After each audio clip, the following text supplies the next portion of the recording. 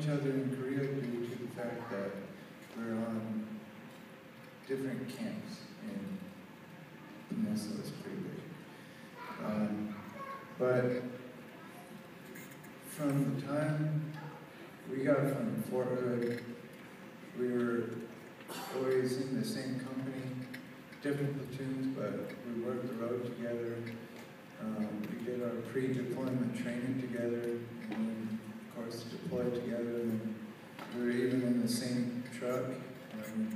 I don't think it could have gone any other way. Then from what I've got from Kern through the years, it was on military level. We didn't really, I guess, talk about emotions. We just had fun together. So this is how I knew Kurt. He was definitely a family man. If you talked about his sister, Giselle, it better be in a good demeanor, not saying the whole joke of, what's your sister doing, you know? Because he would definitely find you and kick your butt. You just always talk about his family in a good demeanor. And him as well. I mean, I just didn't go for his family, but for him as well. Then, again, I knew him as a man with 1,000 recipes in his head. If you go out and have a meal, there was always something that he could add to make it better. There was this one time that we were eating pho, which is a Vietnamese soup, and it has just a whole bunch of like egg noodles in it and everything, and I think it had some jalapenos and everything, but I just can picture him. He's sitting across from me, and I'm just looking at him, looking down at his soup, twirling around, and you could see the wheels are going around what he could add and everything.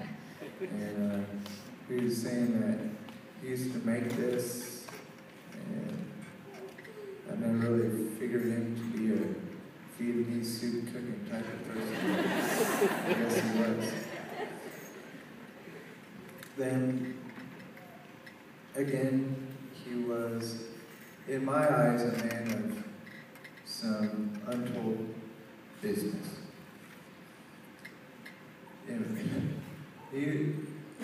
To me, he looked to be white. He had the white name, white everything. And first time I was in his car, it was after CLS class, which is Combat Lifesavers course. And his mom called, and he just started speaking Spanish.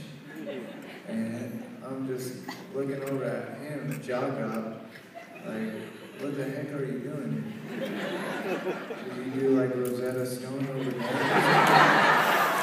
But I guess he gave me the story from how he speaks Spanish, and I guess it's true, you know? I guess he didn't use Rosetta Stone. I guess it saved him a little bit of money. Then, that was how I knew him, just as the basic stepping stones. And on a different standpoint, I knew him as a military man and a former colleague / co-worker, because he would always pretty much be the shift ahead of me, and I'd hear him in the paperwork room saying about how such and such did something stupid, and how he has to do this huge report on it, and how it's just a waste of his time if they weren't being stupid. So I will give you the Army deployment aspect of him as how I know him. And we became pretty close within this year and a half of working the road and deployment training. And that is not an understatement. We actually did. His butt was in my face. He was the gunner, which is in the middle of the vehicle, and I was sitting right behind him to the left. So pretty much, if he farted out, it's fine. It was pretty close. Nice. I will give you a couple of key facts, or dates I should say, of how I remember them and how this kind of incorporate to our time together. Pre-deployment training is usually about 4 to 6 months, depending on who you go through and how little time you're actually told. So we've been working together for about a year before this, not really knowing each other, and I guess we knew of each other, but we didn't have that kind of close bond. But within this 4 to 6 months, it became pretty crazy and unreal because we were through crappy situations together, and that's when your trust, your love, and your friendship with somebody just goes through the roof, knowing that your life is in their hands, and vice versa. And the whole road to war process, both Kurt and I have dreamt about this pretty much from day one on. This is really the reason why we joined, was to kick some butt, for lack of better words. We deployed in late November, and this was pretty much a week after they told us that we were leaving a week before we actually left. We kept having pushback dates due to the reason of the whole conflict with Pakistan. It probably wasn't the main reason and the whole reason, and they definitely didn't tell us that, but that's what I came to the conclusion of. And these pushbacks were the worst time of the life, because you plan on leaving at a specific day, you say your goodbyes and do everything, kind of close out everything that you need to close out, and you say, hey, we're leaving tomorrow. It just sucks. It's kind of a mood killer. Then on 2 December is approximately that day that we actually left, because we were only there 25 days before we got hurt. And when we flew in, it was to Bagram Air Force Base, which is kind of central Afghanistan. Then we were there about a few days, 3 or 4 days, and within those 3 or 4 days, we scanned our ID cards to tell them that we're in a combat zone, just in case something was to happen. Heaven forbid.